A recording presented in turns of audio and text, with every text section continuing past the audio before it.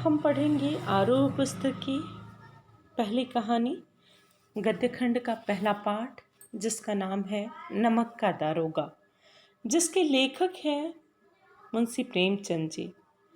देखते हैं उनका जीवन परिचय।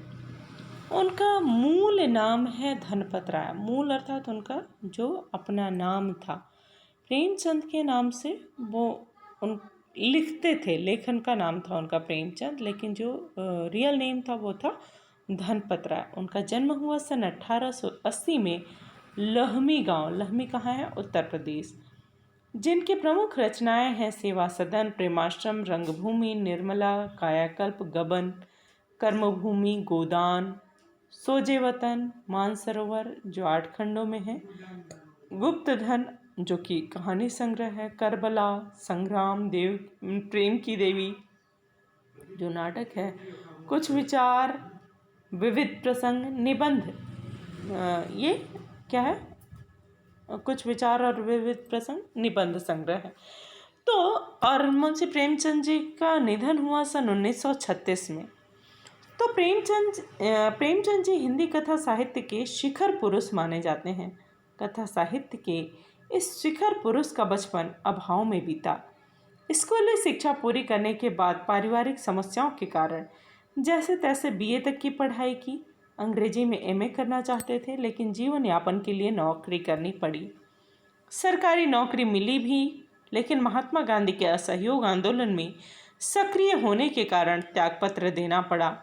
राष्ट्रीय आंदोलन में जुड़ने के बावजूद लेखन कार्य सुचारू रूप से चलता रहा।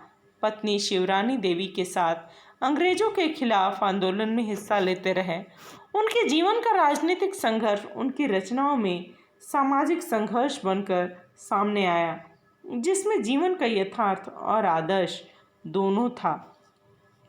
हिंदी साहित्य के इतिहास में कहानी और उपन्यास की विधा के विकास का काल विभाजन प्रेमचंद को ही केंद्र में रखकर किया जाता है। प्रेमचंद पूर्व युग, प्रेमचंद के जो पहले के लोग थे, प्रेमचंद युग और प्रेमचंदोत्तर युग। प्रेमचंद से पहले का युग गद्य के विधा में, और प्रेमचंद का जो युग था, और प्रेमचंदोत्तर मतलब प्रेमचंद के बाद का समय। यह प्रेमचंद के निर्विवाद महत्व का एक स्पष्ट प्रमाण है। वस्तुतः प्रेमचंद ही पहले रचनाकार हैं जिन्होंने कहानी और उपन्यास की विधा को कल्पना और रोमानियत के धुंधलके से निकालकर यथार्थ की ठोस जमीन पर प्रतिष्ठित किया। यथार्थ की जमीन से जुड़कर कहानी किस्सा गोई तक सीमित न रहकर पढ़ने पढ़ाने की परंपरा से भी जुड़ी। इसमें उनकी हिंदुस्तानी हिंदू उर्दू मिश्रित भाषा का विशेष योगदान रहा। उनके यहाँ हिंदुस्तानी भाषा अपने पूरे ठाठ बाट और जातीय स्वरूप के साथ आई है। उनका आरंभिक कथा साहित्य कल्पना, संयोग और रोमानियत के ताने बाने से बुना गया, लेकिन एक कथाकार के रूप में उन्होंने लगातार विकास किया और पंच परमेश्वर जैसी कहानी तथा सेवा सदन जैसे उपन्यास के साथ सामाजिक जीवन को कहानी का आधार बनाने वाले यथार्थवादी कला के अग्रदूत के रूप में सामने आए। यथार्थ मतलब सच्चाई है ना। इससे पहले जो कहानियाँ लिखी जाती थी वो केवल काल्पनिक होती थी, लेकिन मुंशी प्रेमचंद जी वो पहले लेखक थे जिन्होंने कहानियों को यथार्थ के आधार पर प्रस्तुत किया। उसमें रुचि भी बना कर रखी, जो उसका रस होना चाहिए, लालित्य होना चाहिए, वह भी बना रहा, लेकिन वह केवल काल्पनिक न होकर के यथार्थ से जुड़ी। तो यथार्थवाद के भीतर भी आदर्शोन्मुख यथार्थवाद से आलोचनात्मक यथार्थवाद तक की विकास यात्रा प्रेमचंद ने की। आदर्शोन्मुख आदर्श की ओर बढ़ने वाला यथार्थवाद से आलोचनात्मक यथार्थवाद तक की विकास यात्रा प्रेमचंद ने की। आदर्शोन्मुख यथार्थवाद स्वयं उन्हीं की गढ़ी हुई संज्ञा है। यह कहानी और उपन्यास के क्षेत्र में किए गए उनके ऐसे रचनात्मक प्रयासों पर लागू होती हैं जो कटु यथार्थ का चित्रण करते हुए भी समस्याओं और अंतर्विरोधों को अंततः एक आदर्शवादी और मनोवांछित समाधान तक पहुंचा देती हैं। सेवा सदन, प्रेमाश्रम आदि उपन्यास और पंच परमेश्वर, बड़े घर की बेटी, नमक का दारोगा आदि कहानियाँ ऐसी ही हैं बाद की उनकी रचनाओं में यह आदर्शवादी प्रवृत्ति कम होती गई और धीरे धीरे वे ऐसी स्थिति तक पहुंचते हैं जहां कठोर वास्तविकता को प्रस्तुत करने में वे किसी तरह का समझौता नहीं करते। गोदान उपन्यास और पूस की रात, कफन आदि कहानियां इसके सुंदर उदाहरण हैं। यहाँ पर है यहाँ दी गई कहानी नमक का दारोगा, जिसका प्रथम प्रकाशन हुआ सन 1914 में। प्रेमचंद की बहुचर्चित कहानी है जिसे आदर्शोन्मुख यथार्थवाद के एक मुकम्मल उदाहरण के रूप में देखा जा सकता है। कहानी में ही आए हुए एक मुहावरे को ले तो यह धन के ऊपर धर्म की जीत की कहानी है। धन और धर्म को हम क्रमशः सद्वृत्ति और असद्वृत्ति, बुराई और अच्छाई, असत्य और सत्य इत्यादि भी कह सकते हैं।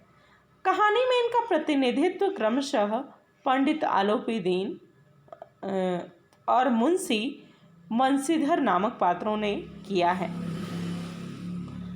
ईमानदार कर्मयोगी मुंशी वंशीधर को खरीदने में असफल होने के बाद पंडित आलोपीदीन अपने धन की महिमा का उपयोग कर उन्हें नौकरी से मुअत्तल करा देते हैं। यहाँ पर समझने की बात है, जो इस कहानी का सार है वो यहाँ पर बताया गया है।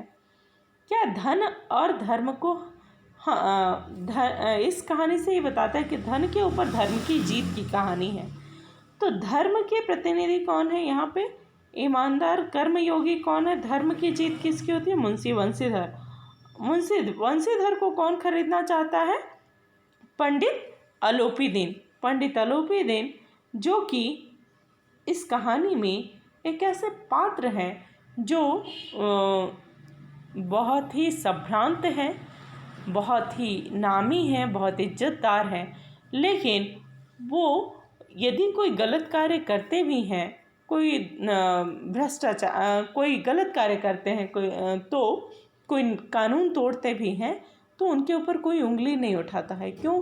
क्योंकि वे बहुत ही धनाढ्य हैं और यदि उनके ऊपर कोई उंगली उठाता भी है तो वो उनके पास इतना पर्याप्त धन है कि वो उसको खरीदने की क्षमता रखते हैं। लेकिन पंडित आलोपीदीन यहाँ पे मुंशी वंशीधर कौन है? जो नमक का दारोगा है।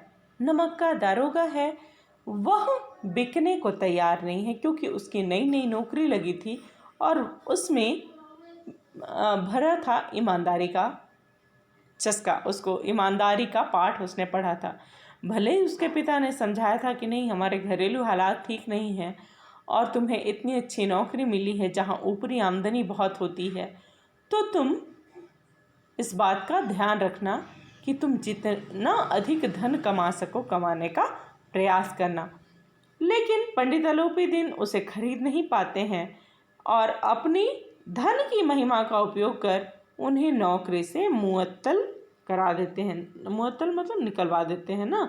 लेकिन अंततः सत्य के आगे उनका सिर झुकता है। वे सरकारी महकमे से बर्खास्त वंशीधर को बहुत ऊंचे वेतन और भत्ते के साथ अपनी सारी जायदाद का स्थायी मैनेजर नियुक्त करते हैं और गहरे अपराध बोध से भरी हुई वाणी में निवेदन करते हैं। परमात्मा से यही प्रार्थना है कि वह आपको सदैव वही नदी के किनारे वाला बेमुरव्वत, उद्दंड किंतु धर्मनिष्ठ बनाए रखे। जब पंडित आलोपीदीन वंशीधर को खरीद नहीं पाते हैं तो उसको गुस्से में पहले तो अपने धन का प्रभाव करते हुए उसकी नौकरी से निकलवा देते हैं, लेकिन कुल मिलाकर उसकी ईमानदारी से बहुत प्रभावित होते हैं और उसको अपने जो इफ़रात धन था उसका स्थायी मैनेजर बनाते हैं। और जब वो नहीं एक्सेप्ट करना चाहते, बोलते कि नहीं, मुझ में ऐसा कोई गुण नहीं है, मुझे कोई अनुभव भी नहीं है, तो वे कहते हैं, प्रार्थना करते हैं कि परमात्मा से यही प्रार्थना है कि वह आपको सदैव वही नदी के किनारे वाला बेमुरव्वत जो किसी पे मुरव्वत न करे। मुरव्वत मतलब यहाँ पे क्या होता है, जैसे थोड़ा सा दयावान नहीं, अच्छा जाने दो कोई बात नहीं टाइप का, तो वो बेमुरव्वत और दंड बिल्कुल कठोर और धर्मनिष्ठ, किंतु धर्मनिष्ठ दरोगा बनाए रखे। आप में सदैव आपके जो गुण हैं वो बने रहें। कहानी के इस अंतिम प्रसंग से पहले तक की समस्त घटनाएं प्रशासनिक और न्यायिक व्यवस्था में व्याप्त भ्रष्टाचार तथा उस भ्रष्टाचार की व्यापक सामाजिक स्वीकार्यता को अत्यंत साहसिक तरीके से हमारे सामने उजागर करती हैं। ईमानदार व्यक्ति के अभिमन्यु के समान निहत्थे और अकेले पढ़ते जाने की यथार्थ तस्वीर इस कहानी की बहुत बड़ी खूबी है। किंतु प्रेमचंद इस संदेश पर कहानी को ख़त्म नहीं करना चाहते, क्योंकि इस दौर में वे मानते थे कि ऐसा यथार्थवाद हमको निराशावादी बना देता है। मानव चरित्र पर से हमारा विश्वास उठ जाता है, हमको चारों तरफ बुराई ही बुराई नजर आने लगती है। उपन्यास का शीर्षक निबंध से तो इसलिए कहानी का अंत सत्य की जीत के साथ ही होना उन्होंने दिखाया। शुरू करते हैं नमक का दारोगा। पुस्तकें आपके पास होंगी, अच्छा होगा आप लोग खुद भी पढ़ें। जब नमक का नया विभाग आया, ये किस समय की बात है? जब अंग्रेजों का शासनकाल था और नमक का कानून था। वर्तमान समय में तो नमक समुद्र के तट पर किसी का पहरा नहीं है और समुद्र का पानी कोई भी ले सकता है ना। तो नमक कैसे बनाते हैं? जब समुद्र के पानी को सुखा देते हैं, वाष्पीकृत हो जाता है तो नमक बनता है। उसको ठीक है बाद में फ़िल्टर किया जाता है, प्योरीफाई किया जाता है, जो भी प्रोसेस होता है वो सब किया जाता है, लेकिन सामान्य नमक वहाँ से बनाया जा सकता है। तो जब नमक का नया विभाग बना और ईश्वर प्रदत्त वस्तु के व्यवहार करने का निषेध हो गया, नमक किसका था? ईश्वर प्रदत्त वस्तु था, तो इसको व्यवहार करने का निषेध हो गया। निषेध मतलब मना। तो लोग चोरी छिपे इसका व्यापार करने लगे। अनेक प्रकार के छल प्रपंचों का सूत्रपात हुआ। कोई घूस से काम निकलवाता तो कोई चालाकी से। अधिकारियों के पाँव बारह वाह थी, है ना, क्योंकि अधिकारियों को घूस दे करके आप ऊपरी आमदनी का साधन बन गया था ना।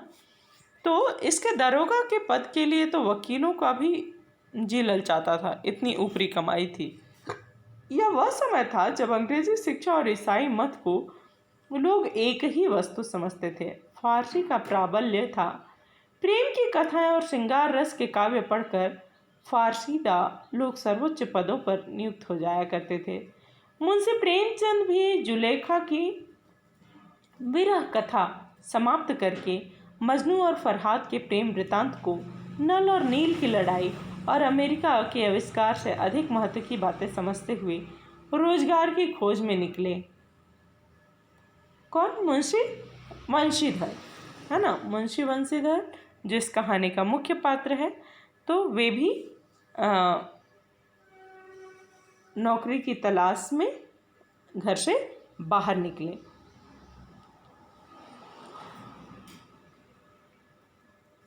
उनके पिता एक अनुभवी पुरुष थे। समझाने लगे, बेटा घर की दुर्दशा देख रहे हो, ऋण के बोझ से दबे हुए हैं। लड़कियां हैं वह घास फूस की तरफ बढ़ती चली जाती हैं। लड़कियों को घास फूस की तरफ देखो, सामाजिक मानसिकता को दिखा रहा है। घास फूस बहुत तेज़ी से बढ़ता है। फसल में बार बार खाद डालते हैं तो भी वो जल्दी से नहीं बढ़ती है। तो यहाँ पे क्या बोल रहा है? लड़कियों को घास फूस की तरह। यह सामाजिक मानसिकता को दिखाता है कि लड़कियों के बारे में वो कैसे विचार रखते हैं। तो मैं कगारे पर का वृक्ष हो रहा हूँ, न मालूम कब गिर पड़ूँ। अर्थात मैं तो किसी काम का रहा नहीं, अब मैं बूढ़ा हो गया हूँ, तो घर गृहस्थी का खर्चा तुमको ही देखना है, ये लड़कियों का शादी ब्याह भी तुमको ही करना है। अब तुम ही घर के मालिक मुख्तार हो। नौकरी में ओहदे की ओर ध्यान मत देना, यह तो पीर का मजार है। निगाह चढ़ावे और चादर पर रखनी चाहिए। पीर का मजार तुम लोग देखे होगे, मजार में मुस्लिमों का मजार होता है ना, मस्जिद होती है, मजार होता है। मजार पे क्या चढ़ाते हैं? वहाँ पे कितना तनख्वाह मिल रहा है, कितना पेमेंट मिल रहा है, वो ज़्यादा मैटर नहीं करता है। वहाँ पे कितना चढ़ावा आ रहा है वो ज़्यादा महत्व रखता है। तो वहीं पे देखो, पंडित मुंशी वंशीधर के पिताजी उसको क्या समझा रहे हैं? भ्रष्टाचार की ओर समझा रहे हैं कि तुम अपने ओहदे पर ज़्यादा ध्यान मत देखना कि तुमको कितना पेमेंट मिल रहा है, इस बात पर ध्यान रखना कि उससे ऊपरी आमदनी कितनी होती है। ऐसा काम ढूंढना जहाँ कुछ ऊपरी आय हो। मासिक वेतन तो पूर्णमासी का चांद है, एक दिन दिखाई देता है और घटते घटते लुप्त हो जाता है। ऊपरी आय बहता हुआ स्रोत है जिसे सदैव प्यास बुझती रहती है। पूर्णमासी का चांद, जैसे चांद महीने में एक दिन ही पूर्णिमा को पूरा होता है, वैसे ही जो तनख्वाह होती है वो महीने में एक बार ही मिलती है और उसका खर्च शुरू होता है जैसे चांद घटना शुरू होता है और एक दिन ख़त्म हो जाता है 15वें दिन।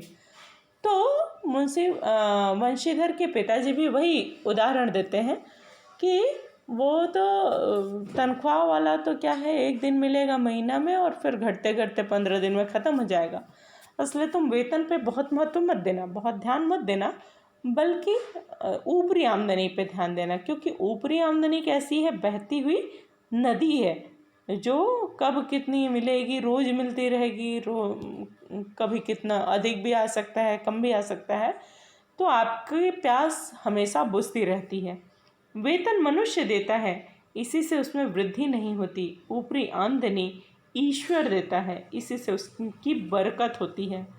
तुम स्वयं विद्वान हो, तुम्हें क्या समझाऊं। कौन कहता है? मुंशी वंशीधर के पिता अपने पुत्र को समझा रहे हैं, है ना। तो इस विषय में विवेक की बड़ी आवश्यकता है। मनुष्य को देखो, उसकी आवश्यकता को देखो और अवसर को देखो, उसके उपरांत जो उचित समझो करो। गरज वाले आदमी के साथ कठोरता करने में लाभ ही लाभ है, लेकिन बेगरज को दाव पर पाना जरा कठिन है। जिसकी गरज है वो किसी भी रेट तक जाएगा, कितना भी पैसा देने को तैयार होगा, लेकिन जिसकी गरज नहीं है उसको तुम लूट नहीं पाओगे। तो इन बातों को निगाह में बांध लो, यह मेरी जन्म भर की कमाई है। इनको जीवन भर का अनुभव था। अपना पुत्र जो कि अब नौकरी की तलाश में जा रहा है, तो पुत्र को देखो कितनी अच्छी शिक्षा दे रहा है ना, भ्रष्टाचार की। इस उपदेश के बाद पिताजी ने आशीर्वाद दिया। वंशीधर आज्ञाकारी पुत्र थे। ये बातें ध्यान से सुनी और तब घर से चल खड़े हुए। इस विस्तृत संसार में उनके लिए धैर्य और अपना मित्र, बुद्धि अपने पथ प्रदर्शक और आत्मावलंबन ही अपना सहायक था। लेकिन अच्छे शकुन से चले थे। जाते ही जाते नमक विभाग के दरोगा पद पर प्रतिष्ठित हो गए। नमक विभाग में क्या मिल गया? दरोगा का पद मिल गया। वेतन अच्छा और ऊपरी आय का तो ठिकाना ही न था। वृद्ध मुंशी जी को सुख संवाद मिला तो फूले नहीं समाये कि अरे वाह, बेटे को इतनी अच्छी नौकरी मिली। महाजन कुछ नरम पड़े, है ना, अब उधार लेना आसान हो गया। कलवार की आशा लता लहलहाई। पड़ोसियों के हृदय में शूल उठने लगे।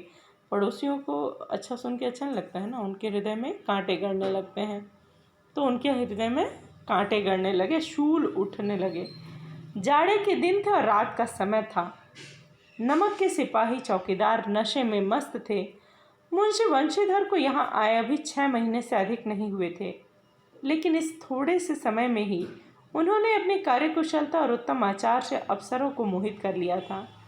अफसर लोग उन पर बहुत विश्वास करने लगे थे, बहुत ईमानदार थे। नमक के दफ्तर से 1 मील पूर्व की ओर जमुना बहती थी। मील क्या है? डिस्टेंस, है ना, दूरी को मापने का मील। तो 1 मील पूर्व ही यमुना बहती थी। तो उस पर नावों का एक पुल बना था।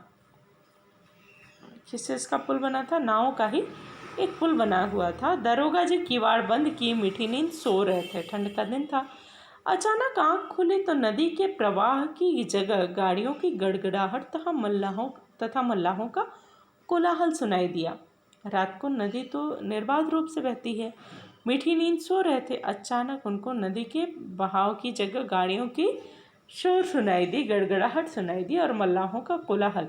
मल्लाह को जो नाव को खेते हैं, चलाते हैं। तो वो उठ बैठे और इतनी रात गए गाड़ियाँ क्यों नदी के पार जाती हैं? अवश्य कुछ न कुछ गोलमाल है।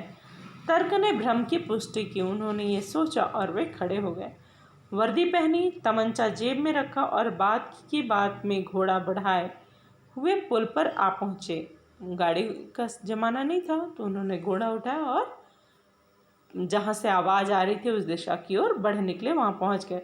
गाड़ियों की एक लंबी कतार पुल के पार जाती दिखी। डांट कर पूछा, किसकी गाड़ियाँ हैं?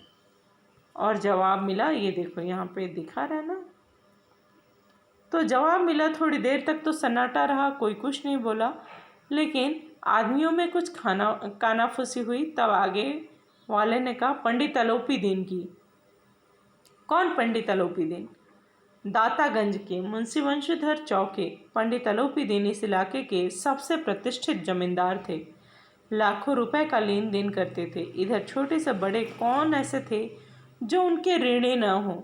व्यापार भी बड़ा लंबा चौड़ा था। बड़े चलते पुर्जे आदमी थे। अंग्रेज अफसर उनके इलाके में शिकार खेलने आते और उनके मेहमान होते। 12 मास सदाव्रत चलता था। मुंशी जी ने पूछा, गाड़ियाँ कहाँ जाएंगी? उत्तर मिला, कानपुर। लेकिन इस प्रश्न पर भी कि इनमें क्या है, सन्नाटा छा गया। कोई कुछ जवाब नहीं दिया।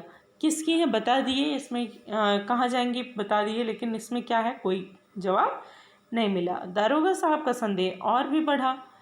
कुछ देर तक उत्तर की बाट देखकर कि अब उत्तर देंगे, अब जवाब देंगे, लेकिन कोई जवाब नहीं मिला। तो वो जोर से बोले, क्या तुम सब गूंगे हो गए हो? हम पूछते हैं इनमें क्या लदा है।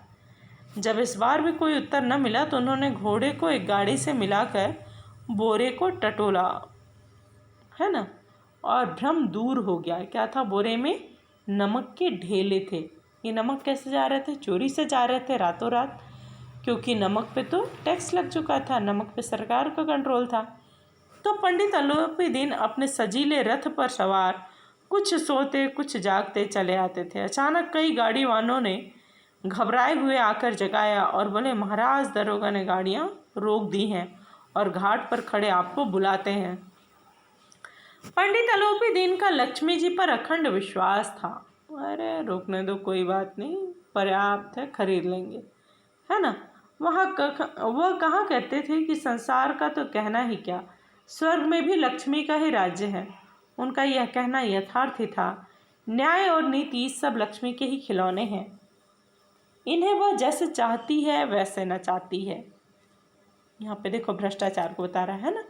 लेटे ही लेटे गर्व से बोले, चलो हम आते हैं। यह कहकर पंडित जी ने बड़ी निश्चिंतता से पान के बीड़े लगाकर खाए, फिर लिहाफ ओढ़े वे दारोगा के पास आकर बोले, लिहाफ मतलब यहाँ पे कंबल चादर जो भी है, बाबूजी पास आकर बोले, बाबूजी आशीर्वाद, कहिए हमसे ऐसा कौन सा अपराध हुआ कि गाड़ियाँ रोक दी गईं?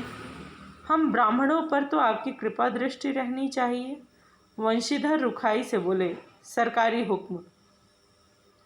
पंडित अलोपी दीन ने हंसकर कहा, हम सरकारी हुक्म को नहीं जानते और न सरकार को।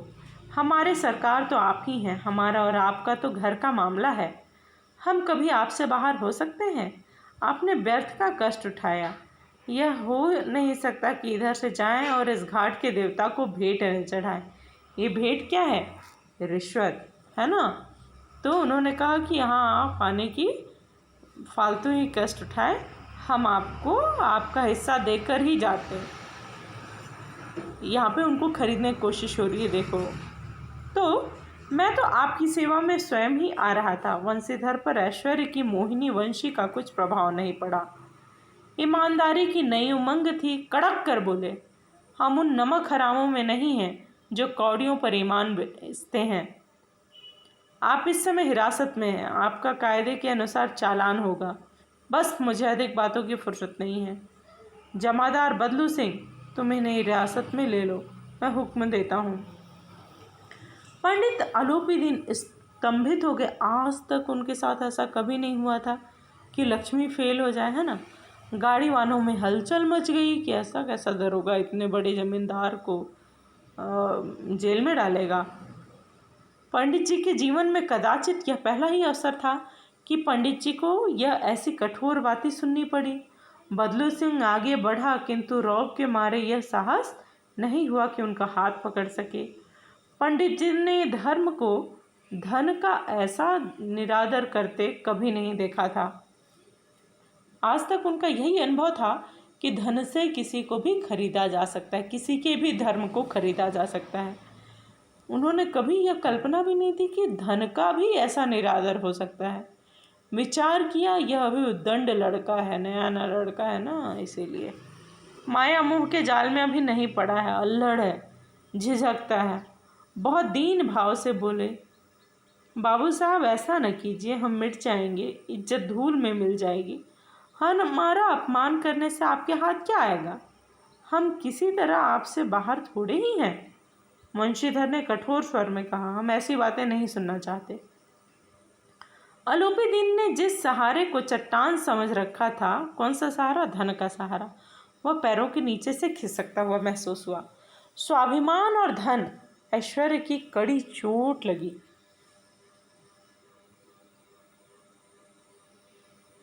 स्वाभिमान और धन, ऐश्वर्य को कड़ी चोट लगी, किंतु अभी तक धन की सांख्यिकी शक्ति पर पूरा भरोसा था कि नहीं, थोड़ा सा बढ़ेगा रेट तो मामला सुलझ जाएगा। अपने मुख्तार से बोलो, लाला जी 1000 के नोट बाबू साहब को भेंट करो। आप इस भूखे सिंह हो रहे हैं, आप इस समय भूखे सिंह हो रहे हैं। वंशीधर ने गर्म होकर कहा, 1000 नहीं, 1,00,000 भी मुझे सच्चे मार्ग से नहीं हटा सकते। धर्म की इस बुद्धिहीन दृढ़ता और देव दुर्लभ त्याग पर मन बहुत झुंझलाया, बहुत गुस्सा आया। एक तो बुद्धिहीन दृढ़ता थी, धन सामने से आ रहा था और ये उसको लताड़ रहे थे, देव दुर्लभ त्याग। अब दोनों शक्तियों में संग्राम होने लगा। कौन? धर्म और धन। धर्म किसकी तरफ था? मुंशी वंशीधर, और इधर पंडित अलोपीदीन की तरफ धन था। तो धन ने उछल उछल कर आक्रमण करने शुरू किए। इतना ले लो, इतना ले लो। 1 से 5, 5 से 10, 10 से 15, 15 से 20,000 तक नौबत पहुंची। किंतु धर्म अलौकिक वीरता के साथ ही बहुसंख्यक सेना के सम्मुख अकेला पर्वत की भांति अटल अविचलित खड़ा था। अलोपीदीन निराश होकर बोले, अब इससे अधिक मेरा साहस नहीं है। मैं 20,000 तक दे सकता हूँ, उससे अधिक नहीं दे पाऊंगा। आगे आपको अधिकार है। वंशीधर ने अपने जमादार को ललकारा। बदलू सिंह मन में दरोगा जी को गालियाँ देता हुआ पंडित अलोपीदीन की ओर बढ़ा। पंडित घबरा कर 2-3 कदम पीछे हटे, अत्यंत दीनता से बोले, बाबू साहब, ईश्वर के लिए मुझ पर दया कीजिए। मैं 25,000 पर निपटारा करने को तैयार हूँ। देखो बात कहाँ शुरू हुई, 1,000 शुरू हुई ना। असंभव बात है 30,000 पर, किसी तरह भी संभव नहीं। क्या 40,000 पर भी नहीं? 40,000 भी नहीं, 40 लाख पर भी असंभव है। बदलू सिंह, इस आदमी को अभी हिरासत में ले लो। अब मैं एक शब्द भी नहीं सुनना चाहता। धर्म ने धन को पैरों तले कुचल डाला। अलोपीदीन ने हृष्ट पुष्ट मनुष्य को हथकड़ियाँ लिए हुए अपनी तरफ आते देखा। चारों ओर निराश और कातर दृष्टि से देखने लगे। इसके बाद एकाएक मूर्छित होकर गिर पड़े। दुनिया सोती थी पर दुनिया की जीभ जागती थी, यह एक कहावत के रूप में यहाँ पे कहा गया। मतलब क्या होता है देखो, दुनिया सो रही थी। ये सारी घटना कब हुई? रात को अंधेरे में हुई, नदी किनारे। लेकिन रातों रात ये बात इस तरह से फैल गई जैसे जंगल में आग फैलती है। सवेरे देखिए तो बालक वृद्ध सबके मुंह से यही बात सुनाई देती थी। जिसे देखिए वही पंडित जी के इस व्यवहार पर टीका टिप्पणी कर रहा था। निंदा की बौछारें हो रही थीं। कौन? पंडित अलोपीदीन। मानो संसार से अब पापी का पाप कट जाएगा, है ना। दूसरे को पकड़े जाते देखते हैं तो लोग क्या करते हैं, ऐसे लगता है जैसे उन्होंने कभी कोई पाप नहीं किया। तो वैसे ही लोग उनकी निंदा कर रहे थे। पानी को दूध के नाम से बेचने वाला ग्वाला हो, कल्पित रोज नामचे भरने वाले अधिकारी वर्ग हों, रेल में बिना टिकट सफ़र करने वाले बाबू लोग हों, या जाली दस्तावेज बनाने वाले सेठ और साहूकार, यह सब के सब देवताओं की भांति गर्दनें चला रहे थे। जब दूसरे दिन पंडित अलोपीदीन अभियुक्त होकर कांस्टेबलों के साथ हाथों में हथकड़ियाँ, हृदय में ग्लानि और क्षोभ भरे लज्जा से गर्दन झुकाए अदालत की तरफ चले, तो सारे शहर में हलचल मच चली थी। कोई उम्मीद भी नहीं कर सकता था, सोच भी नहीं सकता था। मेलों में कदाचित आंखें इतनी व्यग्र न होती होंगी। भीड़ के मारे छत और दीवार में कोई भेद नहीं था। लोग छतों पे चढ़ चढ़ कर देख रहे थे। किंतु अदालत में पहुंचने की देर थी। पंडित अलोपीदीन इस अगाध वन के सिंह थे, क्योंकि वहाँ पे कोई ऐसा नहीं था जो उनका कर्जदार न हो या जिस पर उनके धन का जादू न चला हो। तो अधिकारी वर्ग उनके भक्त थे, अमले उनके सेवक थे, वकील मुख्तार उनके आज्ञापालक और अर्दली। चपरासी और चौकीदार तो उनके बिना माल के गुलाम थे। उन्हें देखते ही लोग चारों तरफ से दौड़े। सभी लोग विस्मित हो रहे थे, इसलिए नहीं कि अलाउद्दीन ने क्यों यह कर्म किया, बल्कि इसलिए कि वह कानून के पंजे में कैसे आए। है ना, ऐसा कर्म करना तो आसान है, लेकिन वो फंसे कैसे। तो ऐसा मनुष्य जिसके पास असाध्य साधन करने वाला धन और अनन्य वाचालता हो, वह क्यों कानून के पंजे में आए। प्रत्येक मनुष्य उनसे सहानुभूति प्रकट करता था। बड़ी तत्परता से इस आक्रमण को रोकने के निमित्त वकीलों की एक सेना तैयार की गई। न्याय के मैदान में धर्म और धन में युद्ध ठन गया। धर्म किसकी तरफ था? पंडित वंशीधर, मुंशी वंशीधर ना, और पंडित अलाउद्दीन यहाँ पर गुनहगार थे। तो वंशीधर चुपचाप खड़े थे। उनके पास सत्य के सिवा कोई बल नहीं था, न स्पष्ट भाषण के अतिरिक्त कोई शस्त्र था। गवाह थे किंतु लोभ से डामाडोल थे, कोई मुंह खोलने वाला नहीं था। यहाँ तक कि मुंशी जी को न्याय भी अपनी ओर से कुछ खिंचा हुआ दिख रहा पड़ता था। यह न्याय का दरबार था, परंतु उनके कर्मचारियों का पक्षपात का नशा छाया हुआ था। किंतु पक्षपात और न्याय का क्या मेल? जहाँ पक्षपात हो वहाँ न्याय की कल्पना भी नहीं की जा सकती। मुकदमा शीघ्र ही समाप्त हो गया। डिप्टी मजिस्ट्रेट ने अपनी तजवीज़ में लिखा, पंडित अलाउद्दीन के विरुद्ध दिए गए प्रमाण निर्मूल और भ्रमात्मक हैं। वह एक बड़े भारी आदमी हैं। यह बात कल्पना के बाहर है कि उन्होंने थोड़े से लाभ के लिए ऐसा दुस्साहस किया हो। यद्यपि नमक के दरोगा मुंशी वंशीधर का अधिक दोष नहीं है, लेकिन यह बड़े खेद की बात है कि उनकी उद्दंडता और विचारहीनता के कारण एक भले मानुष को कष्ट झेलना पड़ा। हम प्रसन्न हैं कि वह अपने काम से सजग और सचेत रहते हैं, किंतु नमक से मुकदमे की बढ़ी हुई नमक हलाली ने उनके विवेक और बुद्धि को भ्रष्ट कर दिया है। भविष्य में उसे होशियार रहना चाहिए। वकीलों ने यह फैसला सुना और उछल पड़े। पंडित अलाउद्दीन मुस्कुराते हुए बाहर निकले। स्वजन बांधवों ने रुपयों की लूट की खुशी में रुपए लुटाए, है ना। उदारता का सागर उमड़ पड़ा। उसकी लहरों ने अदालत की नींव तक को हिला दिया।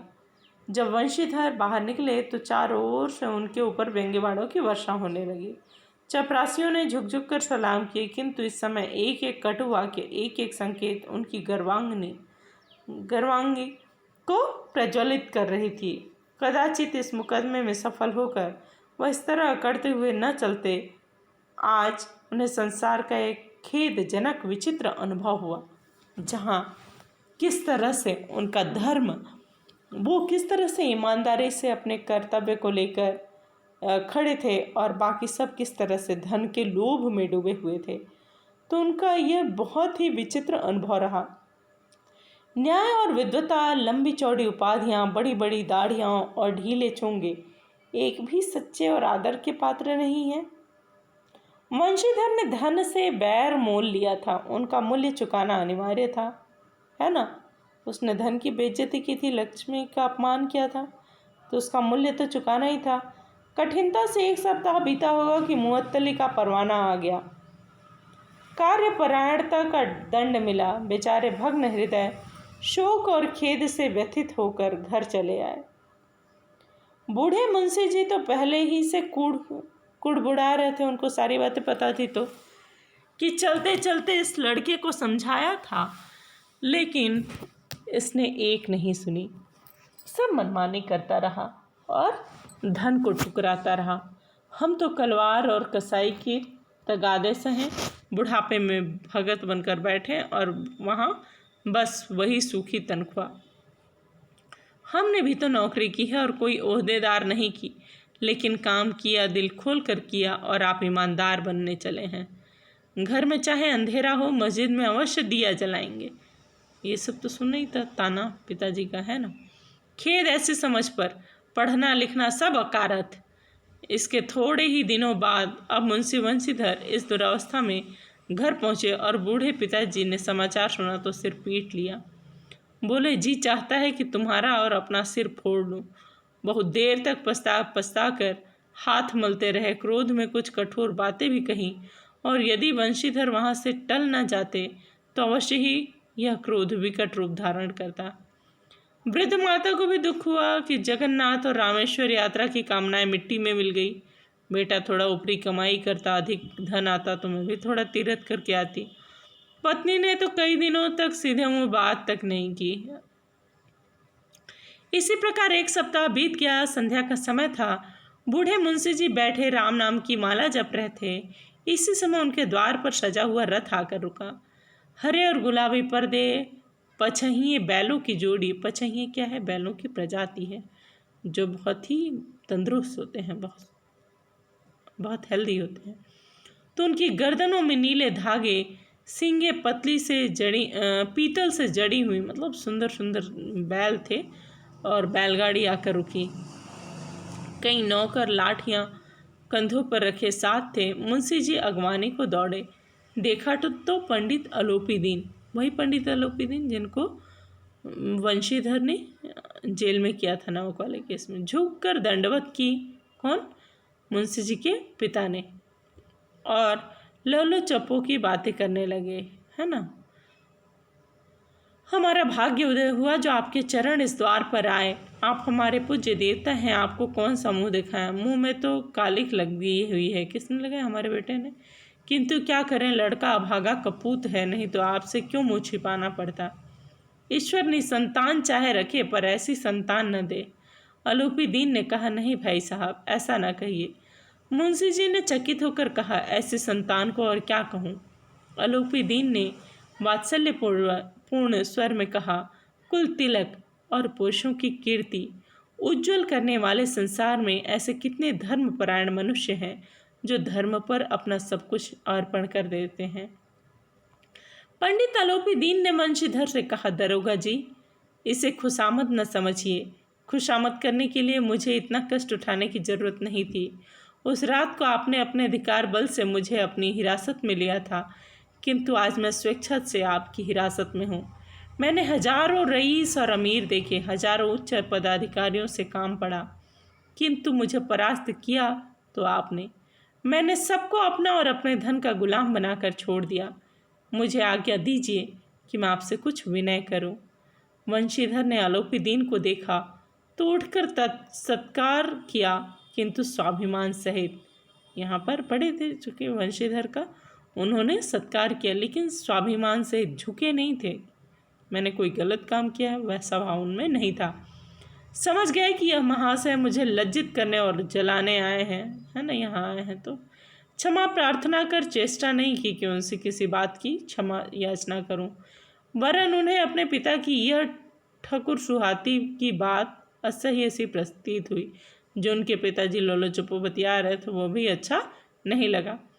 पर पंडित जी की बातें सुनी तो मन की मैल मिट गई। अच्छा लगा कि ये मजाक उड़ाने नहीं आए हैं, है ना। पंडित जी की ओर उड़ती हुई दृष्टि से देखा, सद्भाव झलक रहा था चेहरे से, किसी तरह का दुर्भाव नहीं था। गर्व ने अब लज्जा के सामने सिर झुका दिया।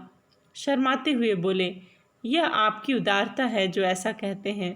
मुझसे जो कुछ अभिनय हुई है उसे क्षमा कीजिए। देखो, जब शुरू में आए तो उनको लगा कि शायद मुझे बेइज्जत करने आए हैं, तो उन्होंने बड़े स्वाभिमान के साथ ही उनका स्वागत सत्कार किया और पिता की भी लोलो चोपा बातें अच्छी नहीं लगी। लेकिन बाद में जब उनको एहसास हुआ कि नहीं, ये पूरे स्वच्छ हृदय से मेरे पास आए हैं, तो उन्होंने उनसे माफ़ी मांगी कि उस दिन जो कुछ भी हुआ उसके लिए क्षमा कीजिए।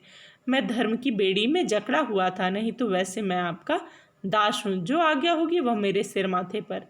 अलोपी दीन ने विनीत भाव से कहा, नदी तट पर आपने मेरी प्रार्थना नहीं स्वीकार की थी, किंतु आज स्वीकार करनी पड़ेगी। वंशीधर बोले, मैं किस योग्य हूँ, किंतु जो कुछ सेवा मुझसे हो सकती है उसमें त्रुटि नहीं होगी। अलोपी दीन ने एक स्टाम्प लगा हुआ पत्र निकाला और उसे वंशीधर के सामने रखकर बोले, इस पद को स्वीकार कीजिए और अपने हस्ताक्षर कर दीजिए। मैं ब्राह्मण हूँ, जब तक यह सवाल पूरा न कीजिएगा द्वार से नहीं हटूंगा। ब्राह्मण मांगने का अधिकार है मुझे, मैं हठी हूँ। मैं आपसे यह लेने आया हूँ और आपको हस्ताक्षर करना होगा। मुंशी वंशीधर ने उस कागज को पढ़ा तो कृतज्ञता से आंखों में आंसू भर आए। पंडित अलोपीदीन ने उनको अपनी सारी जायदाद का स्थायी मैनेजर नियत किया था। 6,000 वार्षिक वेतन के अतिरिक्त रोजाना खर्च अलग, सवारी के लिए घोड़े, रहने को बंगला, नौकर चाकर मुफ्त। कंपित स्वर में बोले, पंडित जी, मुझ में इतनी सामर्थ्य नहीं है कि आपकी उदारता की प्रशंसा कर सकूं, किंतु मैं ऐसे उच्च पद के योग्य नहीं हूँ। अलोपीदीन हंसकर बोले, मुझे इस समय एक अयोग्य मनुष्य की ही जरूरत है। जो गुण आप में है वह किसी भी डिग्री से कहीं बड़ी है।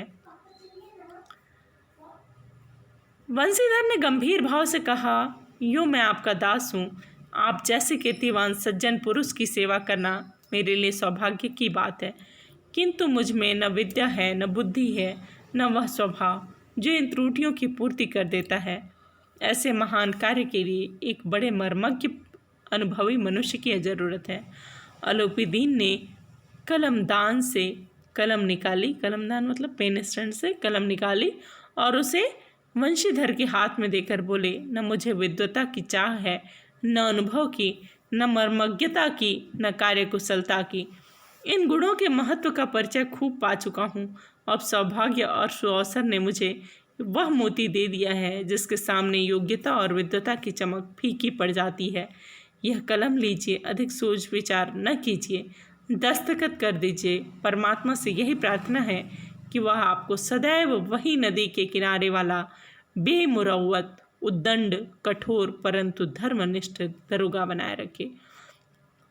कहानी के अंत में यह स्पष्ट हुआ कि जो ईमानदारी थी, जो सत्य थी, उसकी विजय हुई और किस तरह से इसके जो गुण थे, मुंशी वंशीधर के जो गुण थे उसके मुरीद हो गए। कौन? पंडित अलोपीदीन, क्योंकि उनको सब कुछ मिला लेकिन ईमानदारी या धर्म केवल यही मिला और यह इनाम था वंशीधर के लिए पंडित अलोपीदीन का। इस तरह से यह कहानी यहीं पर पूरी हुई।